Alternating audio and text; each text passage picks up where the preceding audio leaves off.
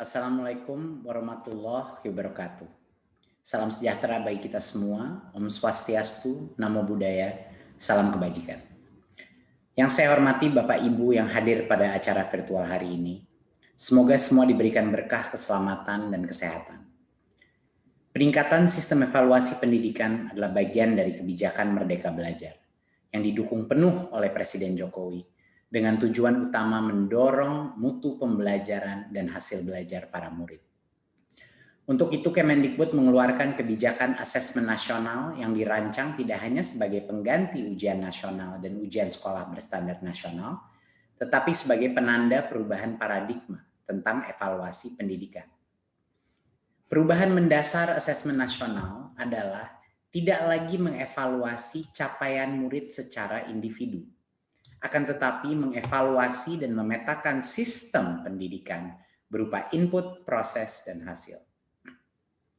Potret layanan dan kinerja setiap sekolah dari hasil asesmen nasional ini kemudian menjadi cermin untuk kita bersama-sama melakukan refleksi, mempercepat perbaikan mutu pendidikan Indonesia.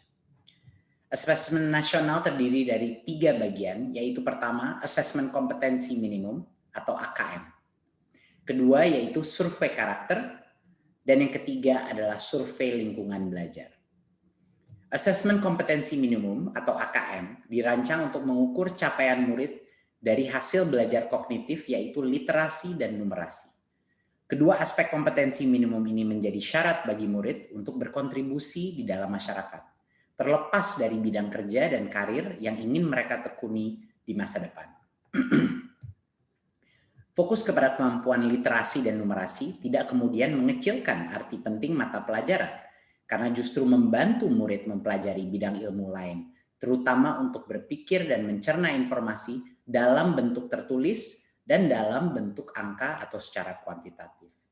Jadinya kemampuan literasi dan numerasi adalah kemampuan yang akan berdampak kepada semua mata pelajaran yang diajarkan dan dipelajari oleh murid-murid kita. Bagian kedua adalah dari asesmen nasional adalah survei karakter yang dirancang untuk mengukur pencapaian murid dari hasil belajar sosial emosional berupa pilar karakter untuk mencetak profil pelajar Pancasila. Dengan 6 indikator utama, yaitu beriman dan bertakwa kepada Tuhan Yang Maha Esa serta berakhlak mulia. Kedua, kebinekaan global. Ketiga, kemandirian. Keempat, gotong royong.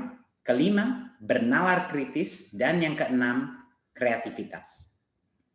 Bagian ketiga dari asesmen nasional adalah survei lingkungan belajar untuk mengevaluasi dan memetakan aspek pendukung kualitas pembelajaran di lingkungan sekolah. Asesmen nasional pada tahun 2021 dilakukan sebagai pemetaan dasar, baseline, dari kualitas pendidikan yang nyata di lapangan. Sehingga tidak ada konsekuensi bagi sekolah maupun murid.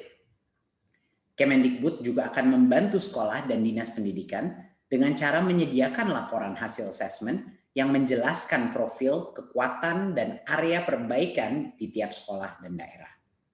Sehingga sangat penting dipahami, terutama oleh guru, kepala sekolah, murid, dan orang tua, bahwa asesmen nasional untuk 2021 tidak memerlukan persiapan-persiapan khusus maupun tambahan yang justru akan menjadi beban psikologis tersendiri. Tidak usah cemas, tidak perlu bimbel khusus untuk asesmen nasional.